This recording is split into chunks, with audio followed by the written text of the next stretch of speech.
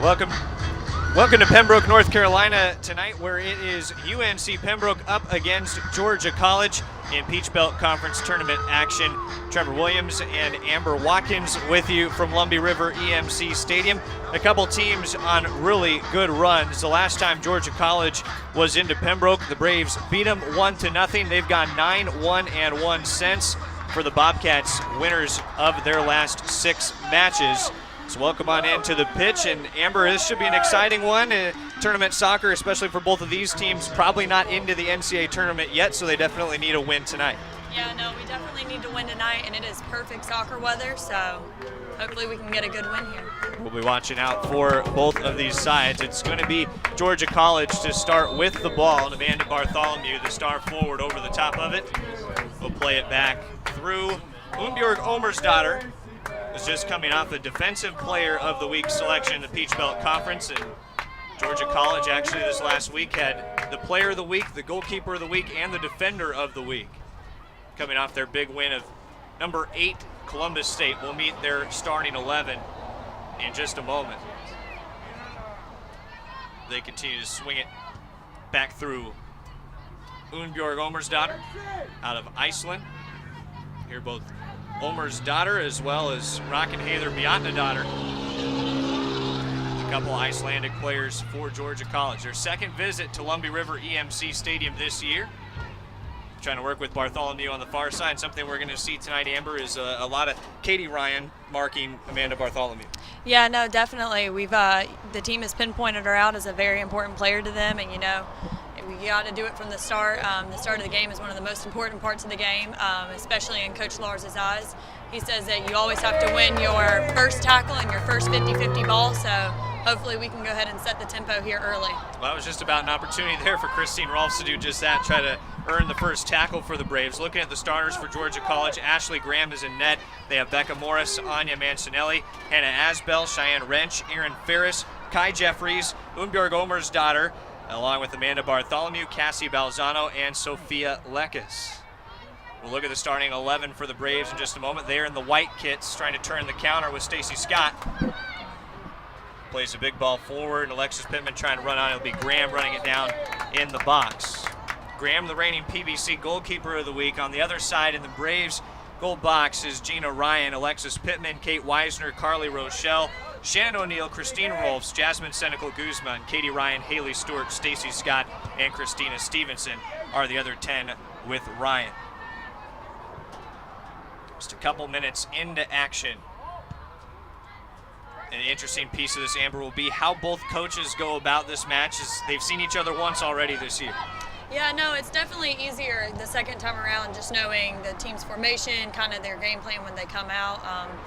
Definitely teams try to stay true to themselves game after game, and hopefully we can pull something out here. So the first attack forward sent out a play on the far side, and it was Cassie Balzano earning the cross off a Brave for a corner kick. So it'll be a corner kick for Georgia College, their first set piece of the evening. Freshman Becca Morris will take it, has 3 assists and 2 goals on the year. As a former All-Region 7A first-teamer out of Marietta, Georgia. So the Braves in white, and in blue is Georgia College. The send in headed away by Jasmine Senecal Guzman. Off the line and back up top. They launch away from distance. Cheyenne Wrench had the first goal against Columbus State from that range, sending it past the Cougars keeper on Saturday. It was a surprise win for Georgia College. And maybe for UNC Pembroke, Amber, a little bit of a surprising way they finished their season 9-1-1, even battling through a few tough injuries. Yeah, I know. We've definitely had a few injuries. It's taken out some of our good players, and I think that for the most part now, though, we've got everybody healthy again, and hopefully, we can keep them healthy through the tournament. It was amazing how hard Stacy Scott played a few matches where I think she said she was more like 60%, but was not going to be off the pitch for long. Missed one complete match and not much else for the Braves. Shannon O'Neill also came off an injury and was attacking the box, a foul whistle. Yeah, no, Stacy's definitely what coaches like to call a workhorse. injured or not, she's still willing to put 110% out there. And, I think a lot of our forwards kind of have that mentality. Shannon's definitely one of the hardest workers we have on the field as well. And, she came off of ankle injury. But I think she's doing well since and been strong. After the foul, it's Patrick Schmidt as the head referee, assistant referees Brian Bozard and John Montelli. So Christine Rolfs will take the set piece for the Braves in minute number 5, halfway through. They're looking to attack. Rolfs pops it up. Scott trying to settle with the left foot, earns a little space, misses wide of the upper left 90, but probably the idea the Braves wanted to see on their first set piece. Opportunities like that are really important for us just because it's basically, even though it's not a corner, it puts you right there in front of the goal and gets you right where you need to be as far as like a 50-50 standpoint goes. First time around, the Braves scored on a penalty kick. Katie Ryan was pulled down inside the box in the first meeting, and it was a first half PK for Haley Stewart. Nearly the perfect through ball for the Braves. They couldn't connect with Alexis Pittman on the back end. Upfield it goes to Bartholomew. That time it was Stewart defending, and Carly Rochelle switched it in the midfield. Both teams running that same 4-3-3 that has a hybrid defender who can move up into the midfield. For Georgia College, it's Unbjörg Omersdottir who can move off of the back line. For UNC Pembroke, Katie Ryan who can come off the back line for the Braves. And at least for Lars Anderson's side, kind of something they've toyed with about halfway through the season in terms of changing that formation just a little bit. Yeah, no, it's definitely, you want to be able to match a team man for man. Even though we don't play a man-to-man defense, you want everyone to be accounted for on the field, and it definitely makes it more difficult with them bringing someone out of the back, which is why I do believe we've been bringing Katie Ryan out of the back a little bit more. Ryan showed some ability to do that, of course, also tasked with defending the top strikers of the opposing team. So she'll be busy with Amanda Bartholomew tonight, the redshirt junior from Peachtree City, Georgia, who has 20 goals, is on a 9-match scoring streak. The last time she didn't score, the good news, she was here in Pembroke taking on the Braves. Well, that is definitely one run to be on, and congratulations to her, and hopefully we can put an end to her streak tonight. Lars Anderson would be happy to see that. The ball bounces off of Anya Mancinelli. Shane O'Neill trying to get to it, lost her footing. Wanted to call for a trip. Bartholomew trying to get room upfield. Senecal Guzman races it back around to Rolfs. Definitely think one of the kind of unsung heroes, defenders don't get a ton of stats, but they definitely are a super important part of having a good season. And I think that for the past 4 years, Jazz has definitely ran a very tight shift on her back line. For Montreal, holds the program record now for minutes played. Also leads all current Braves, of course, in matches played. Over 70 in her UNC Pembroke career. Weisner out of the corner where she fed Stacy Scott for the game winner just a few days back. There's a collision in the box. Pittman is in on Graham. Graham goes down. Whistle blows. Your thoughts? I'm not really sure about that call. He's a little bit closer than I am, but Alexis Pittman is definitely a gem for us this year. She's super fast, and she kind of gets caught in those situations quite often. But I find the more and more that she does it, the more opportunities we get. You played for the Braves just a season ago, and one difference is this black and gold Barmy Army in front of us. Are you jealous that you didn't get to have them in the stands when you were playing? I am. I actually told my parents that they've kind of taken the place of the men's team that used to do very similar chants, and they're definitely a huge blessing to this program. They give us support every game, and I think, what do they call them now? The Black and Gold Barmy Army. Barmy? International students. I've been told Barmy's not a bad word. Okay. In British English. Yeah, I actually asked my younger sister, Caitlin, who they were. I was like, who are these people chanting in the stand? I don't know who they are, but they're great. They have a lot of fun. Their leader is Ed, and he has told Lars Anderson, the 17th year head coach of the Braves, that they're building a fortress here at Lumby River EMC Stadium because the group was not together for the first match against Limestone. The Braves have not lost at home since that opening match of the year back on September the 3rd. So that group said they're building a fortress, they're going to protect home field. The Braves wouldn't mind that in the quarterfinal round. Well, they're definitely building a fortress here at the soccer complex now. This entire complex has definitely come up since I played here last year. Yeah, it's grown a ton. Just in this season, we've seen the ribbon cutting, of course, new facilities, new areas for the benches, and all the bells and whistles here at Lummi River EMC Stadium. I definitely am jealous about them having bathrooms on the field now. Probably makes it a little bit different, the whole experience coming out. A lot of hours spent here at the pitch for the Braves. Lars Anderson, we mentioned, is the head coach for UNC Pembroke, his 17th year, 272 career NCAA wins. Hope Clark on the other side, a 98 graduate of Virginia Tech, has 100 wins on her collegiate coaching career, 65 at Georgia College. Scott from distance sending it high, and I know the Braves like the big ball, but maybe a little early for Stacey Scott. It's a little early, but sometimes we always say that the only goals that you will never make are the ones that you don't shoot at, so a little early, but definitely optimistic and definitely not something that we want to discourage on the pitch. Scott's 45th shot of the year, 7 goals, 5 assists, the team's point leader. 19 points scored, and Alexis Pittman, the phenomenal freshman right behind her, with 17 points on the season. I hear that Alexis and Stacey kind of have a little bit of a healthy competition going. I'm not exactly sure Stacey knows about the competition, but Alexis said that it is her goal to beat Stacey in the amount of points that she has. So I think it's great to have healthy competition like that on a team, especially for forwards, because we tend to be really competitive as it is. So. Flag came up on the far side. The officials did not whistle anything. Scott finding Pittman, able to work a shot in the box. It was deflected by Hannah Asbell and cleared out for the moment by Georgia College.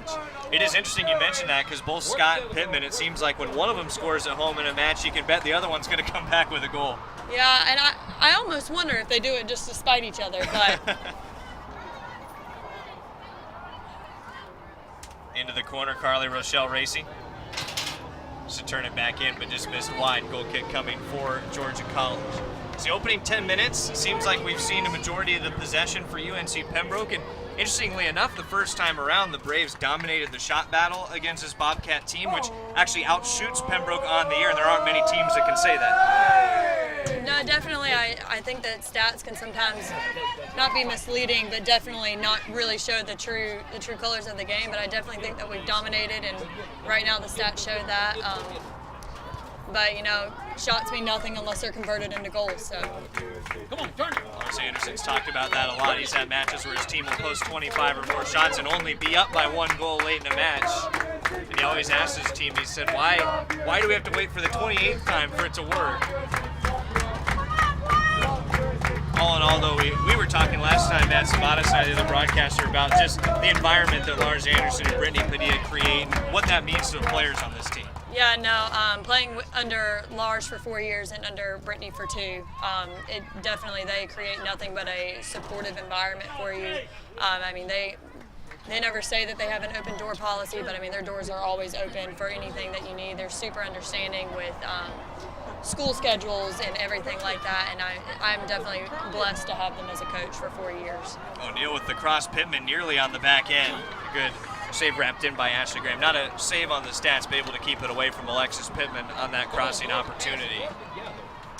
And Pittman, they've got to wonder how much better she can get in her next 3 years, because only a freshman, as we mentioned, and already playing beyond her years. Yeah, so 2 years ago, Rayshawna Campbell graduated from UNC Pembroke and actually wore the number 3. And it has been said that Pittman is an exact replica of Rayshawna Campbell, who I think ended up being a 3-time All-PVC player. She's very fast and only is going to get more polished as the years go on. Been a very impressive player this year. We mentioned tied with Stacey Scott near the top of the goal list at 7 goals. Ball out of play, throw coming in Georgia College's direction. And maybe one of the first chances for the Bobcats since the early minutes to sustain some possession in the attacking third. Throw in towards Bartholomew, and Haley Stort's gotten the opportunity to defend Bartholomew. Shannon O'Neal turns it away from box. Well done. Work it. Stacey Scott battling the midfield, needs one more touch, does, and runs on through. Trying to get one more touch with the right foot, the shot just a little wide, but how about Stacey Scott with the burst of speed? She's looking back to herself in terms of the ability to run. Yeah, no, Stacey's phenomenal. Those long legs definitely help her. Allows her to get kind of that little extra inch on the ball, and definitely that was a phenomenal shot at the lower left corner. It was partway through the second half of the Lenore Ryan match for the Braves. It would be 6 matches ago that Stacey Scott Suffered a minor injury, kept her out for one match. Came back for the Braves after that. Played through, of course, scoring the game winner last time out. Bartholomew, the star forward for Georgia College, with her chance to try to carry forward. Works it outside. Onto the right side. The cross in, deflected by the Braves. Rolfs knocked it out for a corner kick after Balzano tried to make the cross in front of net. Lead to a second corner for Georgia College, and Bobcats got to feel like if they can generate enough of these opportunities tonight, that'll be a big key. Yeah, I know corner kicks are definitely one of the most dangerous things to give up, which is why it's really tried to avoid it at all costs. I mean, it just puts you in the perfect position right in front of the goal, and if it's not defended well, it could definitely be detrimental. Time Bartholomew hit the deck, but the Braves were able to work it away from net. Katie Ryan was in helping out. Weisner outside, lots of room to run on forward. Trying to win the race by herself, cuts back inside. Tees it up for O'Neal. Nice play by Olmersdottir to play it in the air and keep moving it with Georgia College. Good counter for the Braves, and we're seeing the field open up now for both sides.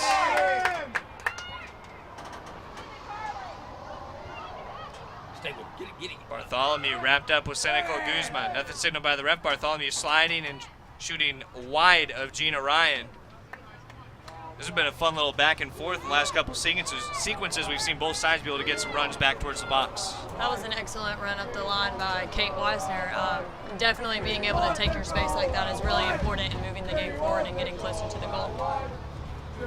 Gina Ryan waiting to kick it away for the Braves in minute number 16 of action. Referee will whistle a foul. Be going the Braves' direction. A little push as the Braves trying to play it in the air. We like to call those little gifts from the soccer gods whenever we get a free kick right there in the middle of the field. Sets us up nicely for the final third. Christine Rolfs takes a good majority of those kicks along with Katie Ryan. Yeah, definitely having somebody who can just get the ball up to where you need it to be is super important. I know especially a lot of women's players struggle to hit that 40-yard ball, and definitely people like Katie Ryan, Christine Rolfs, and even Christina Stevenson definitely do a great job of getting it there. In the midfield, Georgia College, a little chance for Mancinelli. Went outside with Balzano. Just dances inside the box. Wanted Bartholomew, pass a little wide. Rolfs, plenty of room to turn it around for the Braves. Looking forward, one on the sideline with Stacy Scott. Georgia College able to hold it on the side. Scott has a size advantage, and how about that? Scott just stepping right on pass. Towards the corner, trying to shield off a couple defenders. Scott spins it inside. Definitely a couple arms going up there on the Scott. You see him tussling back and forth. The officials have shown on both sides so far they're going to let it go. O'Neal into the box towards the end line. Pittman with a right foot just misses near side post. Alexis Pittman almost deflected that ball enough to curve it around Graham. Players really like it whenever the refs, let it go a little bit. Nothing dangerous, but definitely just let them play the game of soccer, because stopping it so frequently can really stunt the game in the flow. And coming from a forward standpoint at UNC Pembroke, so many athletic forwards, they probably enjoy some of the physicality a little bit. Oh, definitely. Every forward, I like to say, has got a little bit of arrogance in them, and so, we like to see how far we can go and how much people can try and drag us down, and we still score with it. So. Minute number 18 is come and gone. No score, UNC Pembroke and Georgia College. Only one goal between these two sides the last time they met. It's been a long time since Gina Ryan has given up a goal to Georgia College. You go back to last season in just the 5th minute of the match against the Bobcats. It's the only goal she's allowed to Georgia College. I'm sure she wouldn't mind another shutout on her career to happen tonight. Yeah, no, Gina's definitely shown to be very impressive on her stats and just, all around as a goalkeeper and a person. And, it would definitely be great for her to be able to put this as another notch on her belt. 15 career shutouts for Ryan, 8 this season, 7 a year ago. The school record is 24. Would seem to be pretty safe to say that she'll beat that record when she's done in Pembroke. Into the midfield with Bartholomew. Turning around to Mancinelli. From distance, a right-footed shot about a whole goal length high.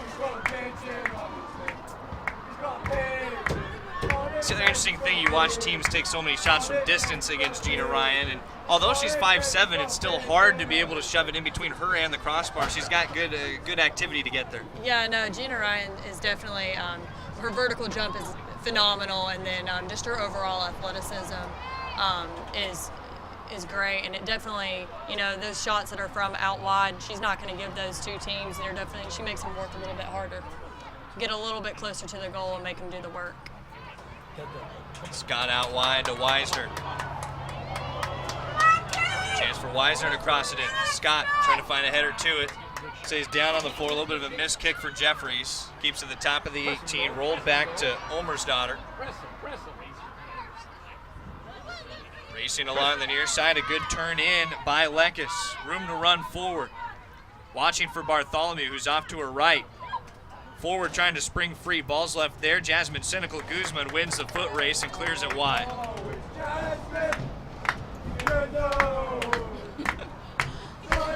They're getting more and more creative, the Barmy Army, as they've started personalizing the songs.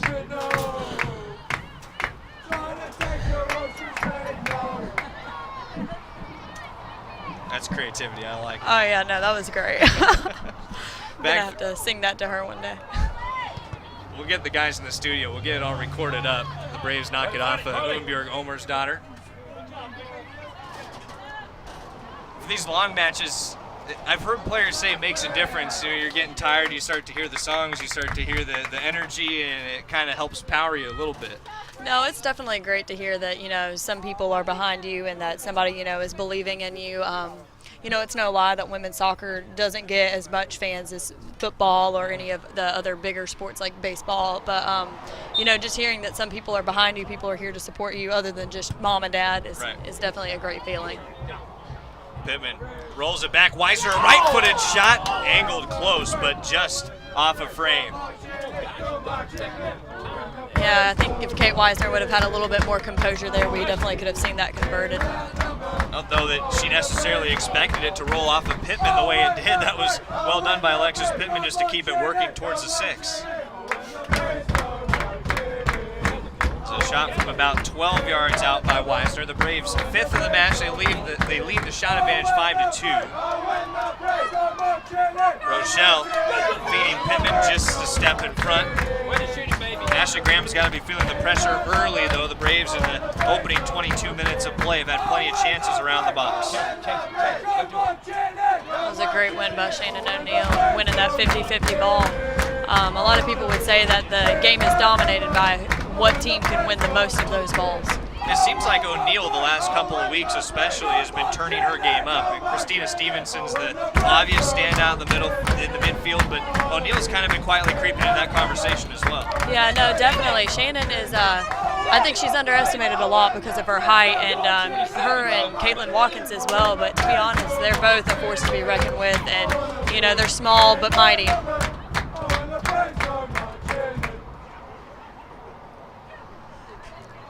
Cynical Guzman watching for some room outside, uses a step instead to keep it inside the touchline. Still trying to run away in a collision far side. Continues to be held in.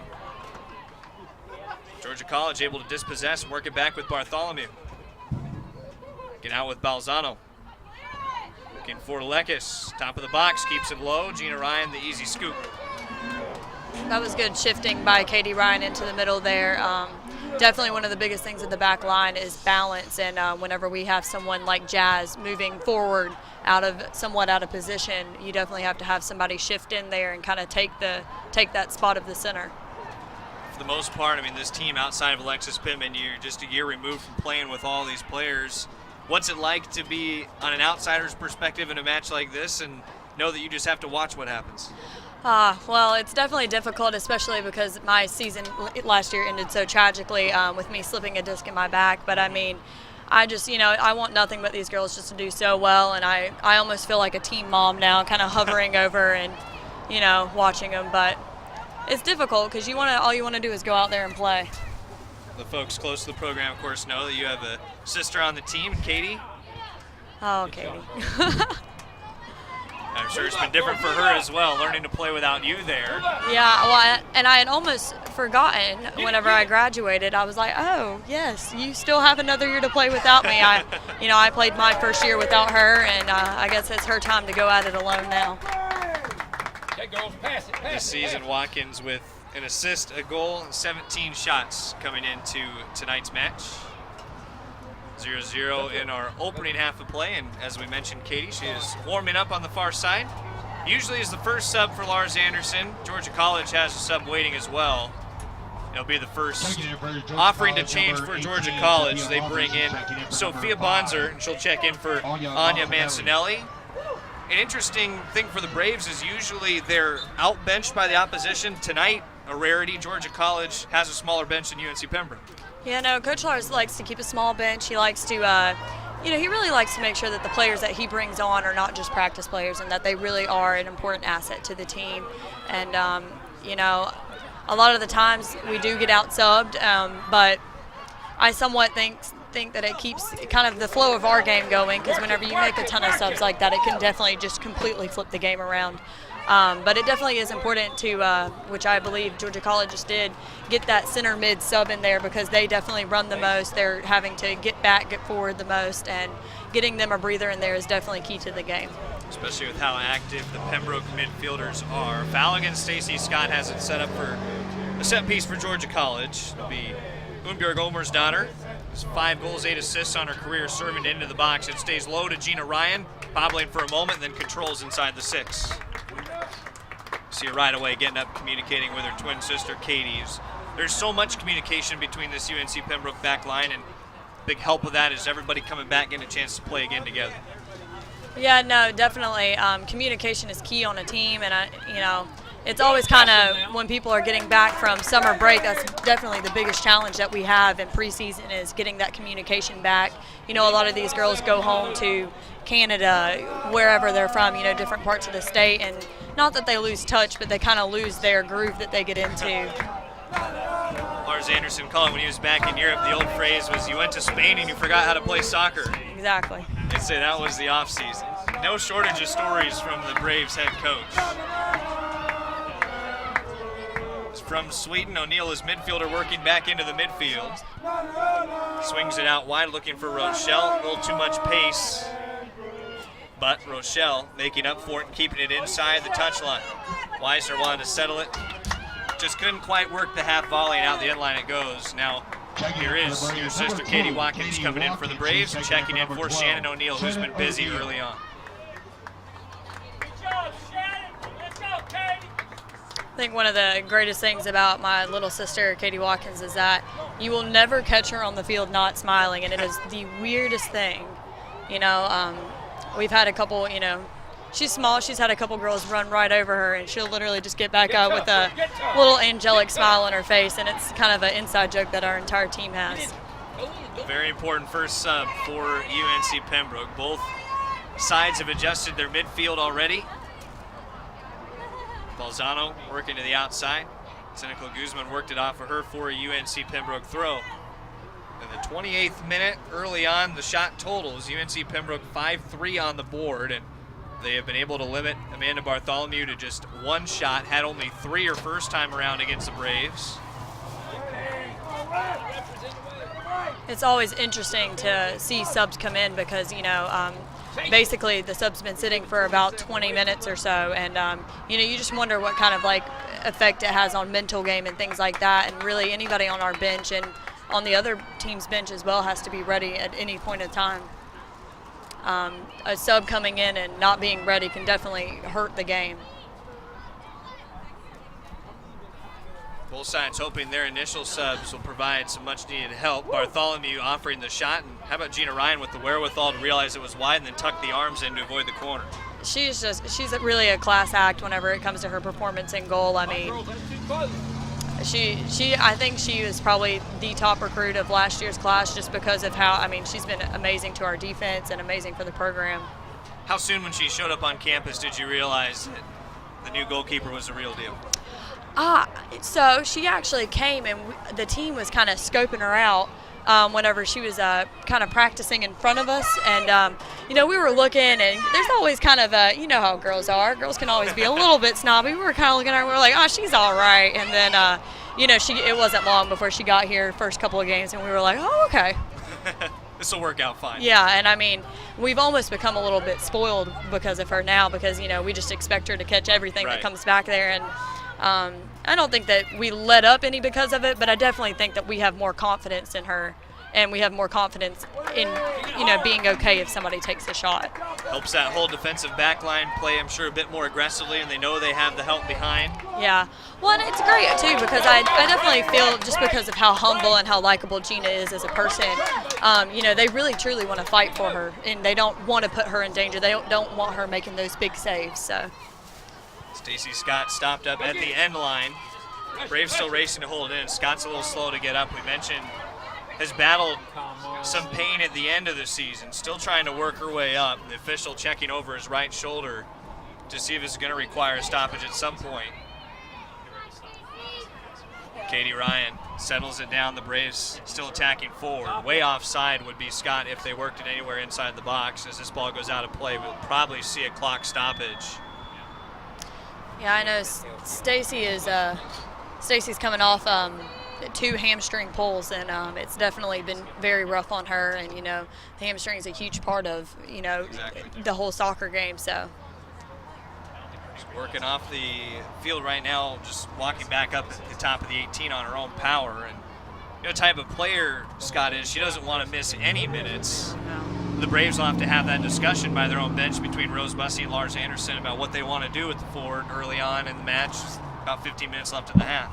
Yeah, I definitely think that the main goal is to, it sounds a little morbid, but squeeze as many minutes out of her as you can, and then give her the break that she needs, and then try and go again in the second half. Right. And definitely now I know something that he always considers is taking them out the last 10 minutes. That way they have the last 10 minutes of the game, the entire halftime, to recover. Mm-hmm. We've seen that. We've also seen him give Scott a breather at the beginning of half number 2. Of course, that's a little easier to do when the Braves already have a goal advantage. Currently scoreless. Georgia College inching closer in shots at 5-4. The Braves have had a little bit fewer opportunities in their first time around. They worked 11 shots in the opening half against Georgia College back about a month ago.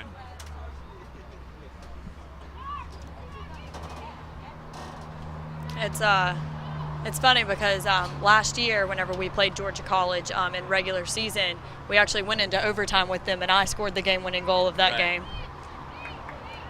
So you don't mind this team all too much. Brings back good memories. Yeah, it brings back good memories. But 2 years ago. Yeah, 2 years ago, we actually lost to them in this first round of the conference tournament at Georgia College, and there's definitely mixed feelings. The Peach Belt is such a strong conference, and every team that you play is truly a match worth seeing. So.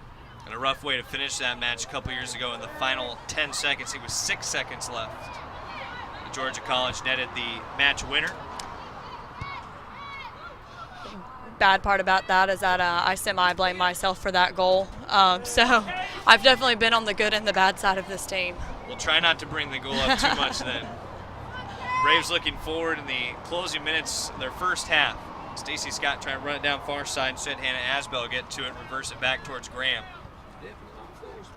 Graham wanted Omer's daughter. Had plenty of room to get to it along the near side. First career goal for Sophia Bonser. The check-in was last week. We'll see how she plays in the midfield as Pittman reverses back to the Braves. Scott with a right foot in the box from the 6. Tries to go past Graham. It's tipped wide of the post. It'll be a great save for Ashley Graham, and Stacey Scott nearly found the room to get it done. It's definitely why it's important to have somebody crashing in on that back post. I know a saying as a forward is you always assume the ball's going to get there, so make sure that you're there as well. Reigning PBC goalkeeper of the way was able to turn the ball away just enough. Had 37 saves a year ago. Is over 100 this year, and Stacey Scott will get that breather at the end of the half for the freshman for the Braves, Riley Searing, coming onto the pitch. Riley has definitely proven to be a pretty good sub for Pembroke as well. I don't know that she has any goals for the season, but she's a hard worker and comes in, does her job, does what she needs to do. provides those quality 10 minutes a break. This season has had 20 shots a goal, yet to tally an assist. Coach Lars, his biggest motto, I would say, is that he says everybody has a job on the team, and you know, whether that job is for you to play 10 minutes or 90 minutes, you have to do the best that you can do at your job, and I definitely think that Riley is an excellent example of that. Again, to those players that has a lot of room to grow at UNC Pembroke. Just a freshman early on in her Braves playing career. I think one of the best things about Riley is really her size. I mean, she's a tall player, she's stocky, she's able to hold her own, and she's not easily moved. And I definitely think that those are qualities that we see that come out of Stacey Scott as well. And I think with a little more polish, she'll be moving up in the ranks. It's kind of that combination of power and finesse that we see. Yeah. Maybe a little bit of a reminder of an Amanda Bartholomew on the other side too. You look at the two players, fairly similar builds. Bartholomew a little bit shorter. Go, move it. Bartholomew, of course, was a great get for Georgia College. Was a transfer from Virginia Commonwealth. Has had a fantastic season. 20 goals. We mentioned a 9-match goal scoring streak. 14 goals over that span. Is trying to work forward to get ahead of Anya Mancinelli. Jasmine Senecal Guzman, though, doesn't allow that pass to get there.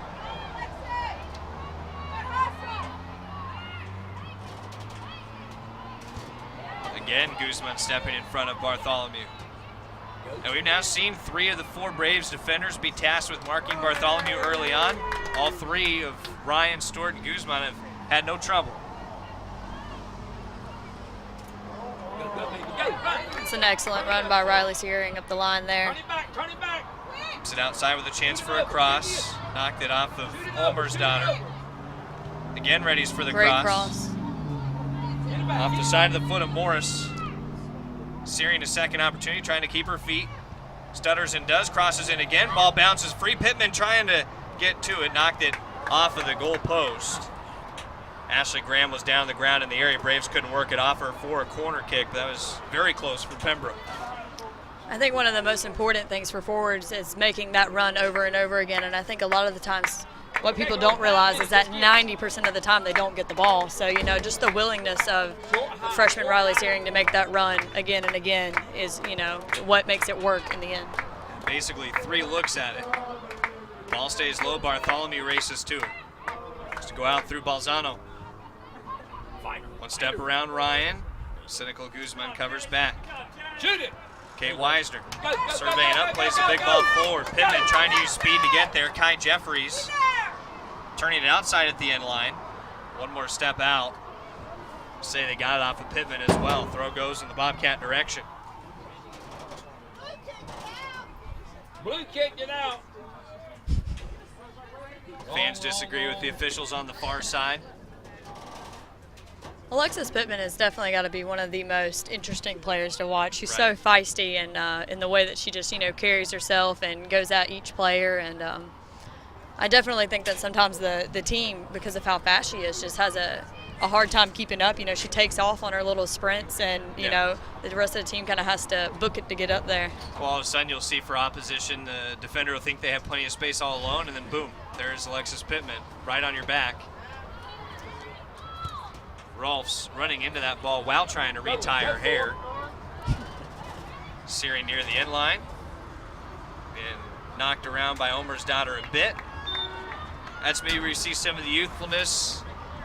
Not quite ready enough to take on Umbjörg Ulmer's daughter, as Ulmer's daughter realizes the physicality of the match and knows she's allowed to make those kinds of moves toward the end line. Yeah, no, and also, if you know Riley, you know that she's such a gentle soul anyway, and you know, sometimes with the younger ones, you really just want to break them in early and tell them that sometimes you just got to push somebody over to get where you need to be. There it is. Work it. This ball goes into the box. Pittman trying to run it down. Maybe did deflect it for a moment off of Asbell. Asbell racing to the corner to keep it off the end line so the Braves can't get the corner kick. They'll throw instead. It's important to note also that just the all-around pressure that they're putting on them right now. I mean, we have a saying that if one presses, we all press, because, you know, if one presses alone, they just get passed around. But really, if we can bring up that whole side and pressure everybody, it's really difficult for a team to get out of that. Braves put some pressure on, 9 shots to 4, the advantage on the scoreboard, but neither side to net a goal so far. Ashley Graham, who's out of Decatur, Georgia, kicks the ball away on the goal kick, always puts her left glove on first. That's her pregame ritual. There are a few intricate ones for Georgia College, but everybody's got their own style. The intricacy is not any less on Pembroke's, I will tell you that. Not ever something that I really got into, but we definitely have some superstitious players, and they feel that they have to put their left sock on, then their right, and then their right shin guard, then left, and then switch it up again with the shoes. That's just crazinness. But hey, whatever works, whatever gets them on right. As long as it gets you ready to play, I don't think anyone will have a problem with it. Riley Searing, again trying to run out of the ball, goes off Omer's daughter, earns the corner kick, and Searing a good last step to close in time. Going to be a little slow to get up after taking the tumble. I know Riley Searing has been battling a semi-back injury as well. I don't think it's held her out of any games, but I definitely think that it's somewhat been a hindrance on her just, playing, what we need her for. And but that run just now was great. She made the tackle. She did exactly what she needed to do, and she's given the Braves a chance now. They have the corner kick coming in. It was footed by Stevenson, still loose in the box. Searing trying to get to it. Right foot does so to Pittman. Off of Graham. Ball still bouncing around, and finally cleared out by Aaron Ferris. A pinball machine inside the 18, but the Braves couldn't get the score. Then it's Katie Watkins with a left foot. And it's stuffed by Omer's daughter. Cynical Guzman from distance. Again deflected. Braves want a handball. Official not giving it. Stevenson from distance. One more on the ground. And it's wide. What a sequence for UNC Pembroke, and Lars Anderson calling furiously for a handball. And really, that's what corner kicks are all about, getting that opportunity to get in front of a box, maybe ping it off one of their players, one of our players, however it needs to ping to just get in the box and get in the goal. All of a sudden, we talk about a Braves team that wasn't outstanding in shots early, and they have a 14-4 shot lead after a couple flurries inside the 18. On a picture-perfect night in Pembroke, the quarterfinal round of the conference tournament. Ball rolling in, Graham picks it up. We'll have a goal kick coming, and that's what made that Young Harris match so phenomenal, Amber, was the Braves needed that victory to be able to host, and it makes all the difference in the world to be hosting instead of on the road the quarterfinal matchup. It definitely does. And, at the time we actually thought that we were going to be battling Young Harris once again, and Yeah. Obviously Georgia College had a different plan for us, and it's great to be here at home, to be in your own field. It definitely, it also plays a part on, you think Georgia College had to travel here. They've been on a bus for 3-4 hours, however long it took, and they've been sitting for that long. Their muscles have been getting tight. They played just like we did a couple days ago, and just to be able to just come out of your apartment, roll on the field, it makes more of a relaxed feeling. Makes this a plus match on the road for Georgia College if they can come out on top. They're the 5 seed in the conference tournament, the Braves the 4 seed. Theoretically, these are the 2 closestly paired teams the opening round of games. Hope Clark and Matt Seib are the coaches for Georgia College. We mentioned Lars Anderson and Brittany Padilla for the Braves. Throw coming back in the Bobcats' direction. Both these teams, another double-digit win total on the season. Georgia College only missed the PVC tournament once. The Braves never have. And Amber, I think you know from your years of playing that this has been a pretty good team to match up against. Yeah, Georgia College, they're a phenomenal program, very stable program, and it's definitely a battle every time. I definitely think that they are one of the most equally yoked teams to us, Right. and I think that's why it's such a good match, is that it's a battle every time. Go shoot it. And every player will tell you that they love winning, but really what they love is the competition, and just to be able to say that you beat a good team is really what it's all about at the end of the day. So hopefully they can pull that out. Searing again trying to get to that ball near side. Got knocked down trying to tie up Lekis. Get in front. Get Back in through front. Omer's daughter up to Bartholomew. Stewart pressuring the play back towards Omer's daughter. Go to it. Go to it right here. Another thing, Amber, you can probably attest to, Lars Anderson talks a lot about his defense starting with the forwards. We see that a lot from UNC Pembroke, something you had to do in your career here as well. Yeah, no, there is definitely There's definitely no breaks for the forwards. I mean, they attack and then they're expected to get right back. I know a lot of people who don't really play the game of soccer kind of compartmentalize as, these are the forwards and this is the defense. Right. But it's really, I always like to say whenever I coached littler kids that you are a soccer player first and your position second, and soccer players defend and attack both. Right. So. They certainly do in Pembroke. Graham fielded the one-hopper. Final couple minutes, the opening half of play, neither side with a tally. Go to it. First ball we've seen in the air in a while. Turn that head to it if you need to. Michelle is trying to lightly settle it back through Lenkus up towards Bartholomew. And the Braves have that speedy back line able to fight it off. There you go. Way to hustle. Amber, has it felt one-dimensional to you for Georgia College so far in terms of trying to find Bartholomew? And how much trouble does that start to create when you have a goal scorer that's got 20 on the year and you start to feel like that's the player you have to feed? I definitely think that you almost feel forced to kind of, fall into that habit. So I would call it again and again. But I definitely think that it's an opportunity because, teams start to realize that you have this threat. They start to shut down this threat, and it gives other players an opportunity to then rise above and kind of shine out of that as well. I was never our lead goal scoring, right. person. And really, it kind of kept the target off my back a little bit. Like last year, they focused a lot on Stacy, and it definitely gave me a little bit more room to be able to work and do more because they weren't as concerned. With under a minute to go, a corner kick for Georgia College. 4 shots so far for Georgia College. Gina Ryan's had to make just one save. This corner kick won't even make it in front of Ryan, hitting the side of the net. This would be the biggest sigh of relief for your goalkeeper when it doesn't even get there. You don't have to worry about 30 it. seconds. We always kind of count our blessings on corner kicks because sometimes, we also get that side of the net action and, it just feels like such a waste of an opportunity whenever it gets there. And I know that the Georgia College player who just took that is definitely feeling the same thing. It's a closing 10 seconds, our first half of play. Ball staying in the midfield. That should end the first half of play with the Braves more or less dominating on the board in terms of shot advantage. It's a lot like the first match of the year, the difference being the Braves don't have the lead at the half. So it's 15 shots to 4 and no score in Pembroke. We'll take a break. We come back with more of the Peach Belt Conference Championship quarterfinal round after this on the UNCP Sports Network.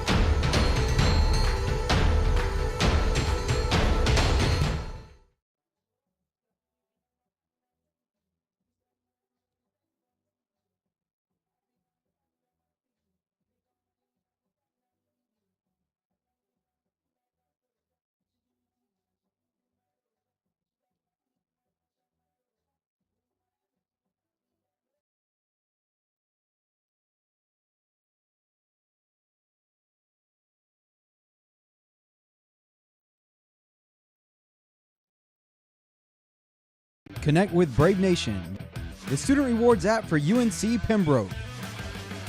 Use the app to earn points by checking in at select events.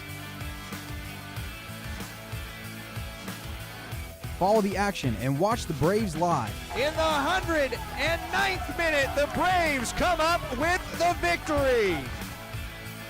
Don't forget to check in at events to earn points. More points equals more prizes and chances to be selected for in-game promotions.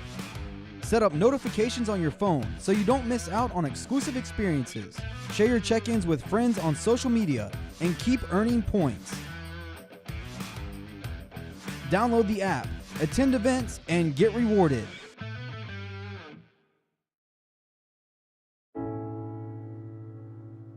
I guess sometimes things just happen. Devastating things. Your whole world changes in an instant. That's what happened to me the day my mother had a stroke. I'm Paul George, and I want you to spot a stroke fast. F, face drooping. A, arm weakness. S, speech difficulty. T, time to call 911. Protect the ones you love. Spot a stroke fast. I knew that there was an opportunity to have my college paid for if I was good enough to play baseball at that level. That was gonna make a big difference in my family. D2 baseball gave me an opportunity to play at a high level and to get an education that's gonna be valuable for me throughout the rest of my life. I chose to take my experience of being a student athlete and pursue that within my career and to get a master's degree. If I wouldn't have had a baseball scholarship, there'd be no chance that I'm doing what I'm doing today. When it comes to saving money, What? don't act like a baby. Oh, it's like they're having their own little meeting. This is so humiliating. Be the boss. I'm the boss. What the? Power nap. You were saying. And make a budget. Let's get to work. Need a little help? Stacy, read back the notes. I can't read. What's it say? Create a personalized savings plan and get other tools and tips We can share. You obviously didn't go to business school. at feedthepig.org. The American dream to me as an immigrant means having the opportunities that my parents didn't have. Being the first one in my family to graduate, it meant everything my parents sacrificed for me to get to this point. It was paying off. Estoy muy orgulloso de Michael por haberse graduado de colegio. My path to a college degree would have been completely different had I not had a scholarship. It would just relieved a lot of the financial burden.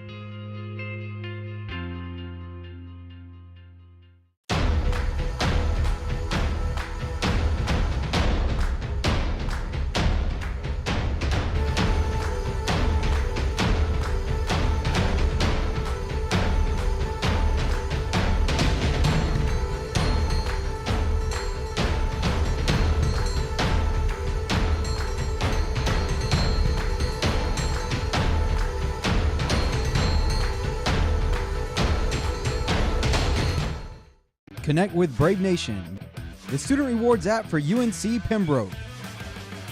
Use the app to earn points by checking in at select events. Follow the action and watch the Braves live. In the 109th minute, the Braves come up with the victory. Don't forget to check in at events to earn points. More points equals more prizes and chances to be selected for in-game promotions. Set up notifications on your phone so you don't miss out on exclusive experiences. Share your check-ins with friends on social media and keep earning points. Download the app, attend events, and get rewarded.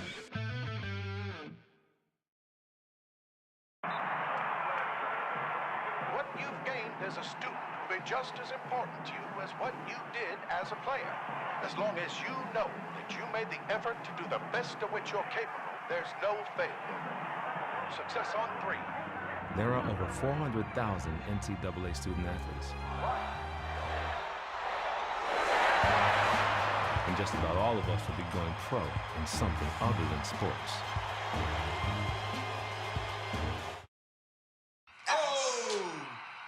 Checking your fantasy league? Nah, just my 401k statement. Nice. Where'd you find the money for that? I just been saving a little every month. I can't seem to save anything. Well, what about all this? What about the money you're spending? What money? It's gone before I can get my hands on it. I got a pizza for a Todd. Hey, can somebody spot me? When it comes to financial stability, don't get left behind. It's 547. Get tools and tips for saving at feedthepig.org. We often get the question, where does the money go? More than 90% of NCAA revenue supports 89 championships and more than 1,100 member schools that give $2.7 billion in scholarships each year. Look around you.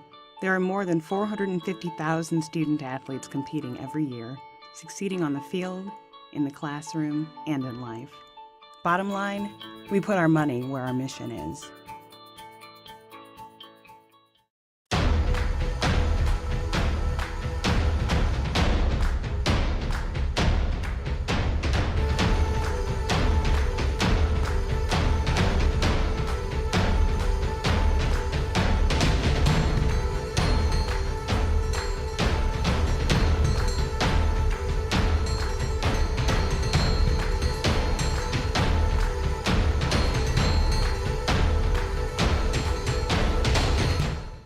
Connect with Brave Nation, the student rewards app for UNC Pembroke. Use the app to earn points by checking in at select events. Follow the action and watch the Braves live. In the 109th minute, the Braves come up with the victory. Don't forget to check in at events to earn points. More points equals more prizes and chances to be selected for in-game promotions. Set up notifications on your phone so you don't miss out on exclusive experiences. Share your check-ins with friends on social media and keep earning points. Download the app, attend events, and get rewarded.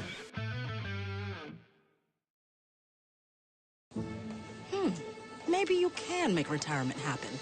After all, you made her college years happen. Opening that education savings account when she was little. Spearheading a campus tour. And another, and another, and another, and another. Bam! Deciphering financial aid. She was like, what? And now she's like, you aced planning for college. Now get the tips you need to get on track at aceyourretirement.org.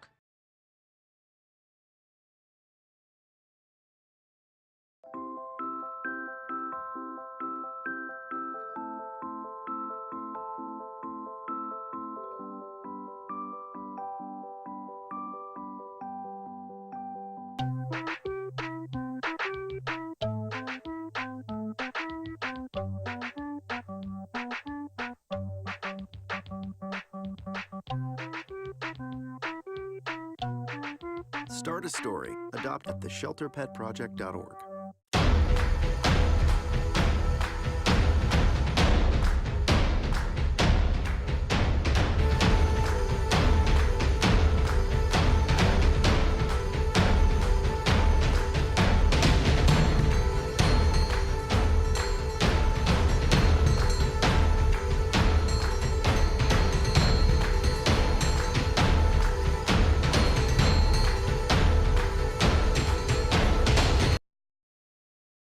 Connect with Brave Nation, the student rewards app for UNC Pembroke. Use the app to earn points by checking in at select events. Follow the action and watch the Braves live. In the 109th minute, the Braves come up with the victory. Don't forget to check in at events to earn points. More points equals more prizes and chances to be selected for in-game promotions. Set up notifications on your phone so you don't miss out on exclusive experiences. Share your check-ins with friends on social media and keep earning points. Download the app, attend events, and get rewarded.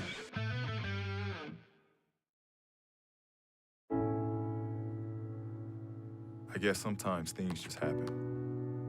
Devastating things. Your whole world changes in an instant. That's what happened to me the day my mother had a stroke. I'm Paul George, and I want you to spot a stroke fast. F, face drooping. A, arm weakness. S, speech difficulty. T, time to call 911. Protect the ones you love. Spot a stroke fast. I knew that there was an opportunity to have my college paid for if I was good enough to play baseball at that level. That was going to make a big difference in my family. D2 baseball gave me an opportunity to play at a high level and to get an education that's going to be valuable for me throughout the rest of my life. I chose to take my experience of being a student athlete and pursue that within my career and to get a master's degree. If I wouldn't have had a baseball scholarship, there'd be no chance that I'm doing what I'm doing today. When it comes to saving money, What? don't act like a baby. Oh, it's like they're having their own little meeting. This is so humiliating. Be the boss. I'm the boss. What the? Power nap. You were saying. And make a budget. Let's get to work. Need a little help? Stacy, read back the notes. I can't read. What's it say? Create a personalized savings plan and get other tools and tips We can share. You obviously didn't go to business school. at feedthepig.org. The American dream to me as an immigrant means having the opportunities that my parents didn't have. Being the first one in my family to graduate, it meant everything my parents sacrificed for me to get to this point. It was paying off. Estoy muy orgulloso de Michael por haberse graduado de colegio. My path to a college degree would have been completely different had I not had a scholarship. It would just relieve a lot of the financial burden.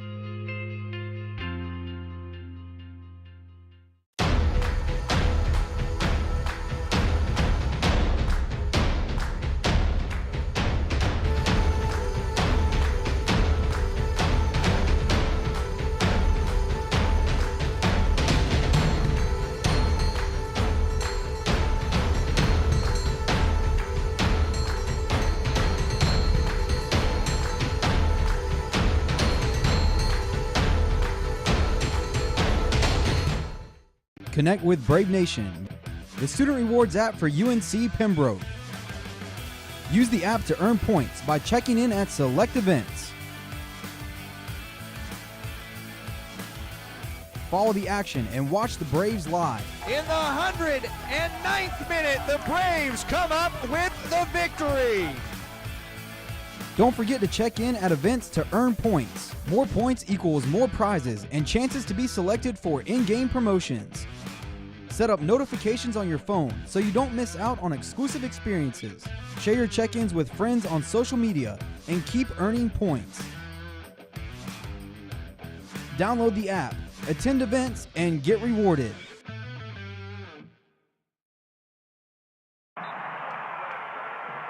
What you've gained as a student will be just as important to you as what you did as a player. As long as you know that you made the effort to do the best of which you're capable, there's no failure. Success on 3. There are over 400,000 NCAA student athletes. And just about all of us will be going pro in something other than sports.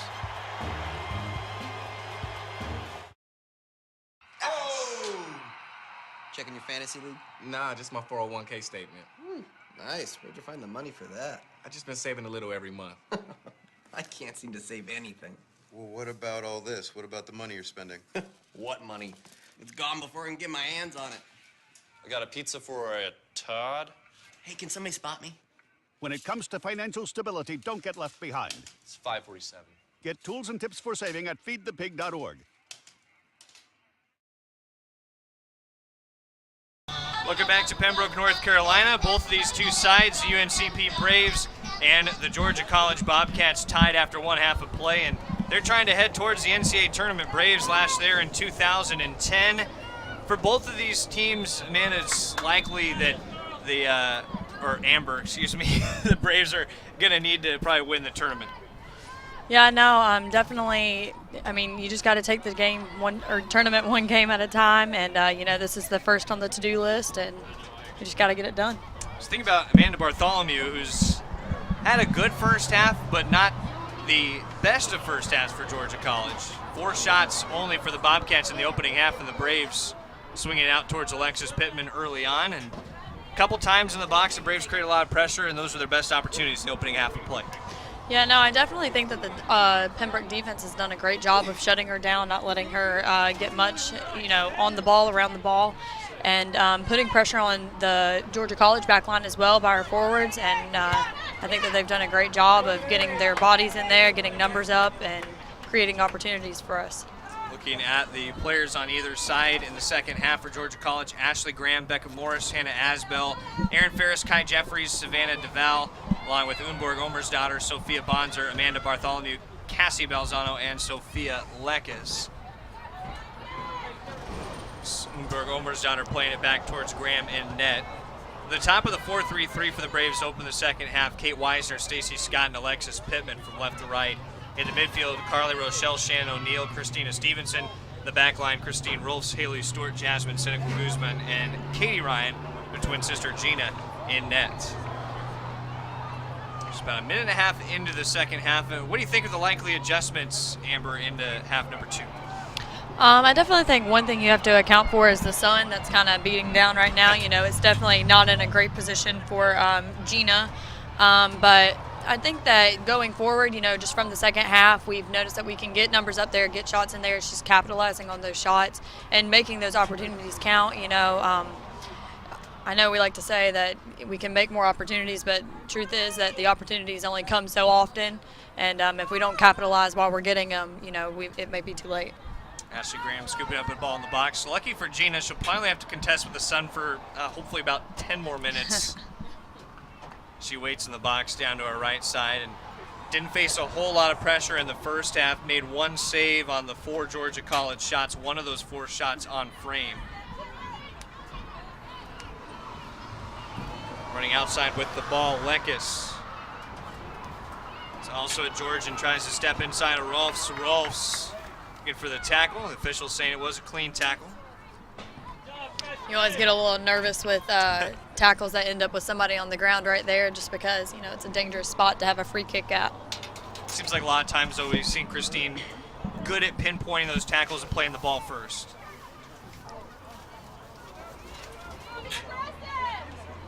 Through the midfield it goes, and Savannah DeVal, who's also out of Georgia, is the new player for Georgia College. We did not see in the opening half. Katie Ryan stepping through, taking it away, dispossessing the Bobcats, and threw Kate Weisner upfield. The chance for Stacy Scott. It's great to see Stacy back on the pitch after the first half. With about 15 minutes left in the first half. Came up a little shy after an attack in the box and had a first look at a cross in half number 2. Interesting to see how many minutes they can get out of Scott in the second half, the Braves. Shannon O'Neill heading the ball forward. The right foot trying to control. Just looking off to the left side. It takes a push, and the referee will call foul, and that is against that new addition of DeVal. DeVal, no goals or assists this year, and is a junior. Had 1 career goal a season ago and was formerly a 4-sport high school athlete. Katie Ryan will have an opportunity I'm sure the Braves are excited about from about 30 out. Yeah, I definitely think the main goal here of the the kick is to get a shot on goal and for the players to crash the box and get whatever comes off. See what they can do working in from that far side post. Weiser maybe got a slight touch to it. They're going to say with the hand. So the official asks him to place it on the ground, kick it away from net.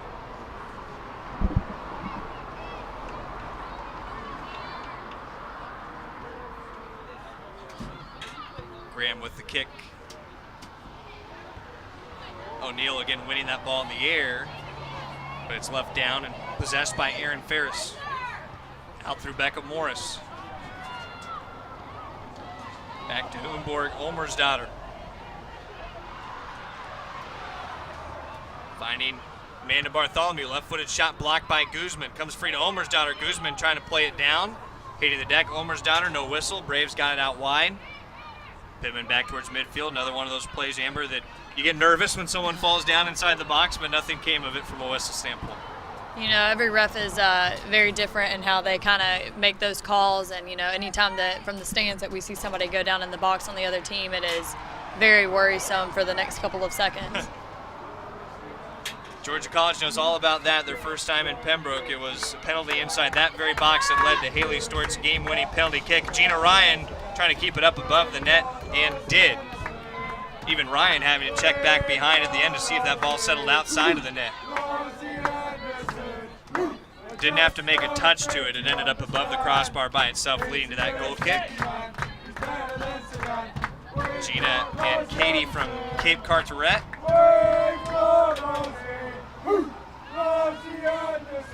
Christina Stevenson's chance to win the ball. Yet it fell to the feet of Georgia College. But Ryan with the strength to hold it in. Definitely think Katie Ryan is somebody that we have seen grown over the past year or so. She wasn't a full-time starter last year, and she came in this year ready to go, strong for preseason, and has been a starter ever since the beginning. I like the story Lars Anderson told about putting Katie in her first match, and she gets scored on right away. Came back, didn't allow a goal the rest of that match, and kind of after that point got comfortable and kept rolling with it. I definitely think it's a huge adjustment for any freshman coming in. People tell you that the speed of play is faster. You know it before you go in, but you really don't know how much faster until you actually get your feet wet, get in the game. Right. It took me, I scored in my first college game, but it definitely took me a couple minutes whenever I got in there the first time to really feel it out and, I also had to learn that these girls on the field are not your friend, and they will hit you. They don't care, and that some of them are 22 years old, and you're only 18, and you got to hold your own. Braves luckily have a lot of experienced players to help along their newcomers this year especially. Of a good bulk of the team returning. Of course, there's going to be some big names to replace. 6 players who will leave the program at the end of the year. They just had senior night a few days back. Ryan beat to the end line by, looked like Balzano. It's eventually out by the Braves. That was a scary opportunity for Katie Ryan to let Balzano around. Yeah, I definitely think it was a little bit of a lapse in defense on that side. It is very difficult with players moving in and out like that for you to man mark and account for those players, but at the same time keep your shape. And I just think we got caught a little bit off right there. Shot was from Becca Morris. Again, not on frame. Early on in half number 2, it's Georgia College with the opportunities. 3 shots right out of the gate. Hope Clark had her team meeting on the right side of the pitch at the half. Lars Anderson on the left side of your screen. Both very good coaches that have had long runs at their respective schools and have quite a bit of respect for one another. To be honest, I feel like Georgia College has kind of come out a little bit stronger in the second half here. One of the things you always worry about as a team is losing that intensity over halftime, and I definitely think that we have kind of fallen off a little bit, and hopefully we can get that back within the next couple minutes. Unberg Omersdottir has a throw after has a free kick after the Braves whistled for a foul. Keeps it up towards the 6. Stewart with the header away from box. Out and settled at the feet of DeVout. Shield this one. Towards the end line, and Christine Rolfs held it off long enough for the Braves to earn the goal kick.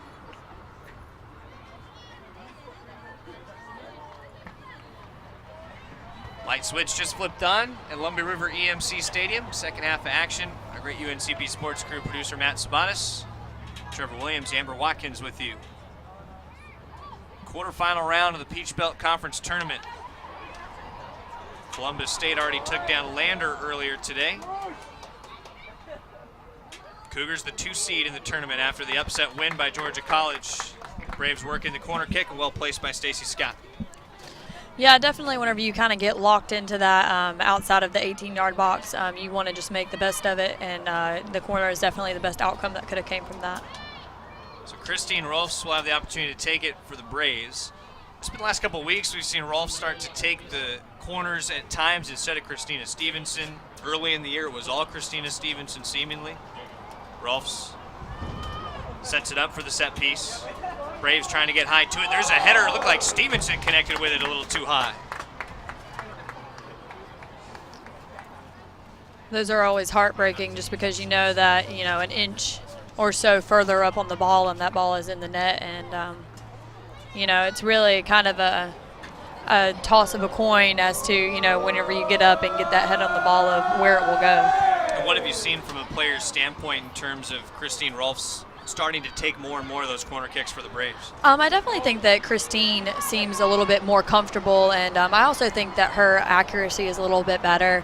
Christina does a fine job of kicking them. I think that she may have gotten in her head a little bit early in the season because she did start kicking them into that side net somewhat early.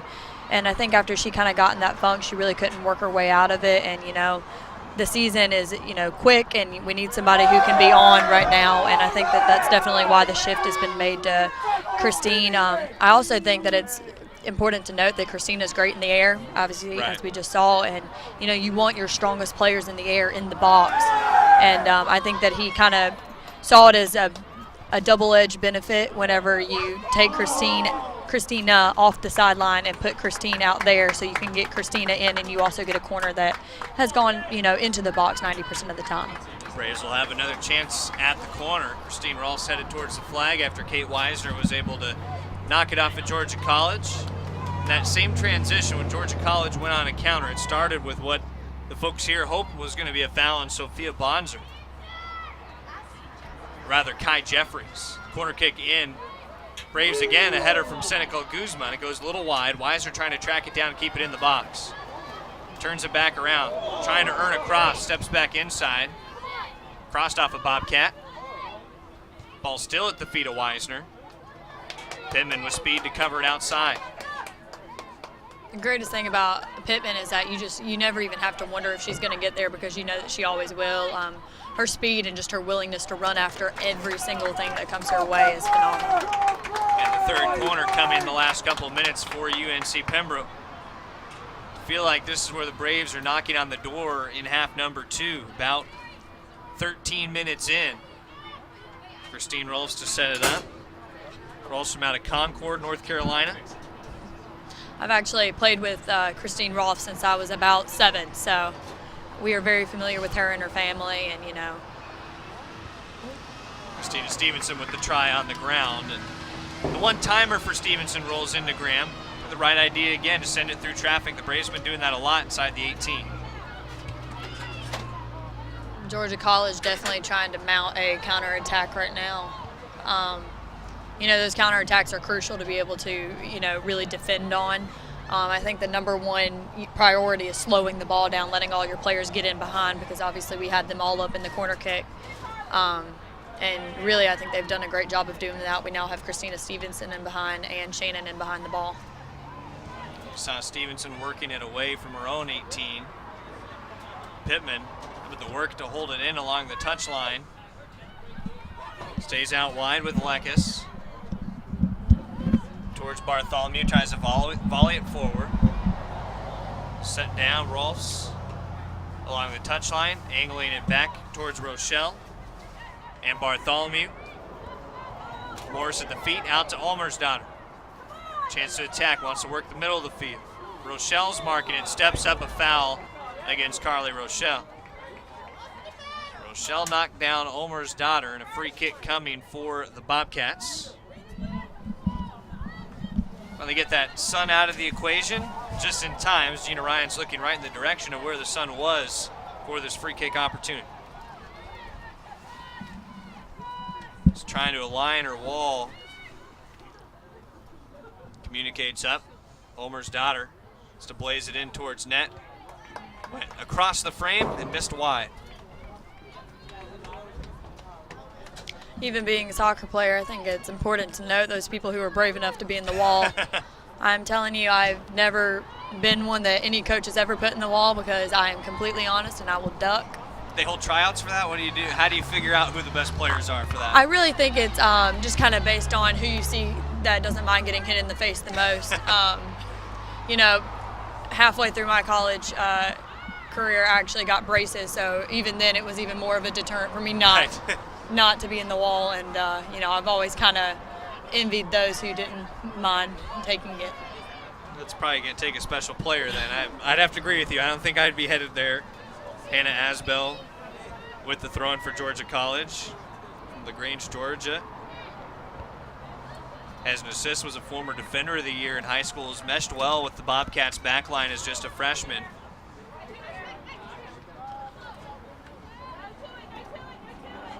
Georgia College was trying to volley it up before Bartholomew had it at her feet.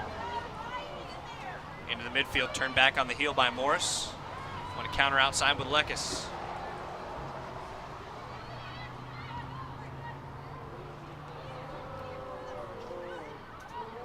Lekes trying to dance inside Carly Rochelle there again. And Rochelle's another player this year that doesn't have a name that shows up in the box score a lot, but is obviously putting in a lot of work for the Braves. This season with 4 assists, Rochelle 23 shots, one of the 3 captains, of course. Ball out the end line by the Braves, served forward with just a little too much tempo. Other captains for UNC Pembroke, Jasmine Senecal Guzman, along with Stacy Scott. I definitely think Rochelle plays an important part of being kind of a diverse player. You know, I know that he puts her in a lot of different positions, expects her to do, you know, play the same exact caliber in every single position, and it's definitely a great aspect to hold as a player. We've seen Rochelle work anywhere from basically forward, midfielder, or defender.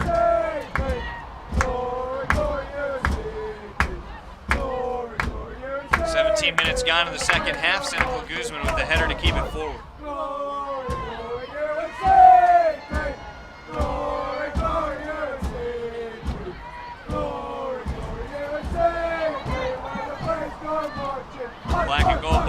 coming back alive again in the second half.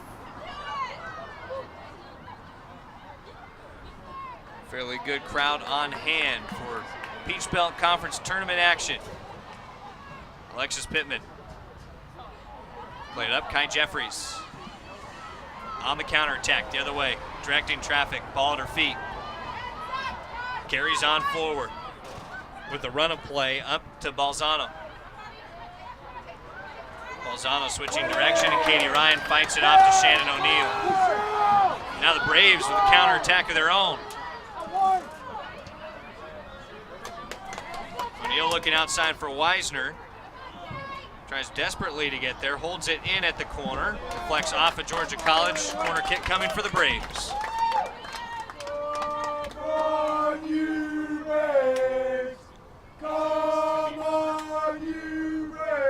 Christine Rolls has the long run to get there to set up the corner kick for UNC Pembroke. This is corner kick number 5 of the match for the Braves. Corner kick number 116 of the season. I know the last meeting I sat in on with the team, Coach Lars definitely emphasized needing to capitalize on these corner kicks. And, it's definitely not something that we've been doing great at today, with the score still being 0-0. But definitely something that Coach Lars sees as a problem. I mean, really, that, we need to capitalize, need to make these count. We can't just expect to get them over and over again. Last corner grazed Georgia College, so the Braves will switch flags and fire it from the other direction. 20-8, the shot advantage. But no goals for either side. And that's obviously the scariest position to be in soccer. You feel like that you've dominated a majority of play, but still waiting on the goals. Rolfe serves it up. Keeping it high for Stevenson. Again, Stevenson connecting, playing the ball in the air, but a little too high above crossbar. No, it's definitely, with time ticking down, is always a scary feeling of, the other team getting just lucky after you've dominated a game. And, soccer is, kind of a finicky sport where sometimes the right team comes out on top, and then sometimes the right team does not come out on top. And, a team can dominate the entire game but come out on the bottom, and hopefully that is not the case tonight. For the Braves, in terms of home matches, all but 2 have been decided by a single goal. Lars Anderson has said that it's not good for his heart.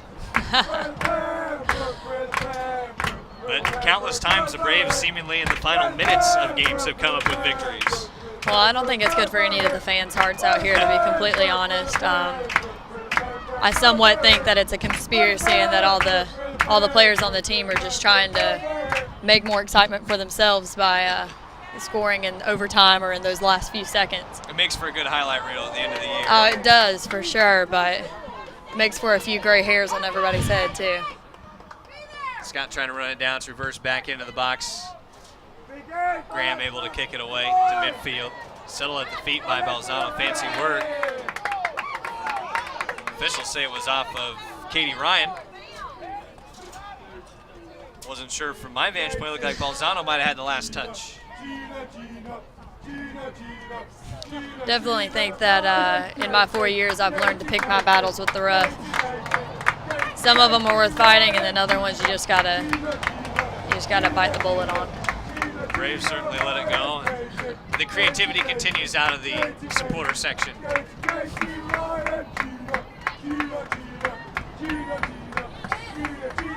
Through the midfield, Georgia College trying to work it to Cassie Balzano.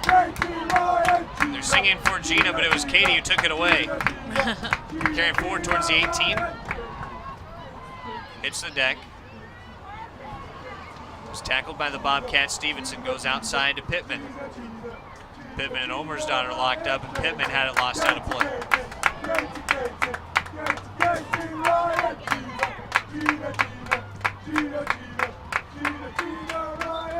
Pittman trying to get to a tackle, ends up earning a foul instead. To push into Omersdottir. I feel like we need to make a mixtape of all of these chants that they're coming up with. They might be a good blackmail in the future. It would sell well, I think, too. Graham way away from the net to come take the free kick. Send it upfield. Stevenson quickly headed it down. Ryan over the stripe to Stacy Scott. Half volley to settle the ball. Looks like just a touch too many. It's really important, especially at this level of play, to just, take those couple of touches you need and get rid of the ball, because people close in very fast unless you're moving with the ball.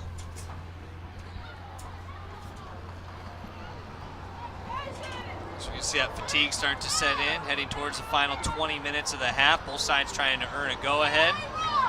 Rolfs with the step up. Now plenty of room. Can carry and survey right along her bench side.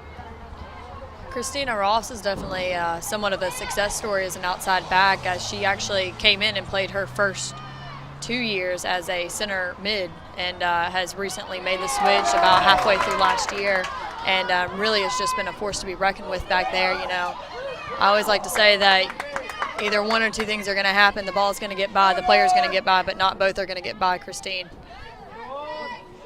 It's been impressive for the Braves. Weiser trying to get it into the backside post. Pittman wanted to release on it. Timing just so very lightly off the goal kick for Georgia College. 7-3 in the Peach Belt, Georgia College, and the Braves just a touch better at 7-2-1. The Braves are undefeated at home in PBC play this year, 5-0-1. We're the fourth place finisher in the regular season of the Peach Belt Conference. That's a top 4 finish in 3 of the last 4 seasons.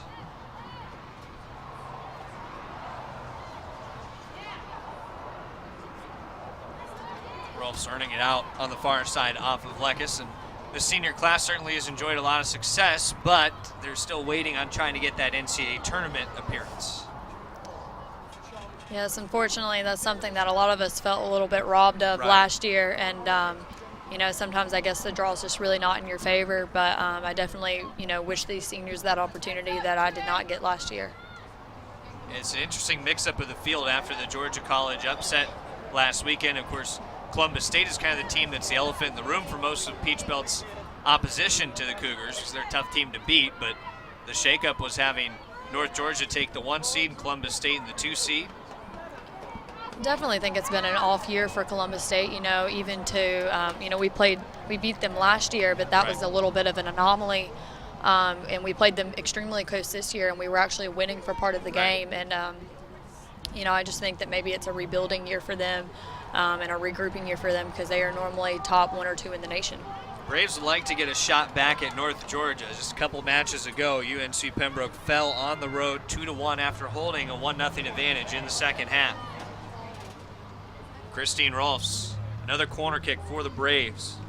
Tries to find Stevenson. Instead, Scott gets a foot to it. Bounces it off the Georgia College. Again to the corner flag it goes. We're also there to yet another try, and the Braves likely feeling like it's time to cash these in. Corner kicks number 7 and 8. Again teed up. It's in good position. Headed high by Cynical Guzman and sneering it out of the air, Ashley Graham. That was definitely a good grab by their goalkeeper, getting high on the ball, and, whenever they get high like that, it makes it extremely difficult for somebody to come in and knock it out of their hands. Braves gave that opportunity. It's headed in UNC Pembroke's direction. If we want to talk about overtime matches, Georgia College has been there once this year. UNC Pembroke has been in overtime twice. Make that 3 times. It tied up Flagler, went double overtime with Lees McRae in a win, and just beat Young Harrison overtime. There's that supporter section, and it's grown this year. The international students, a lot of them from England, have actually picked up some more American friends here, and they've added to that section. Substitution for Georgia College to bring back Anya Mancinelli, who was a starter. Mancinelli taking over for Sophia Lekes.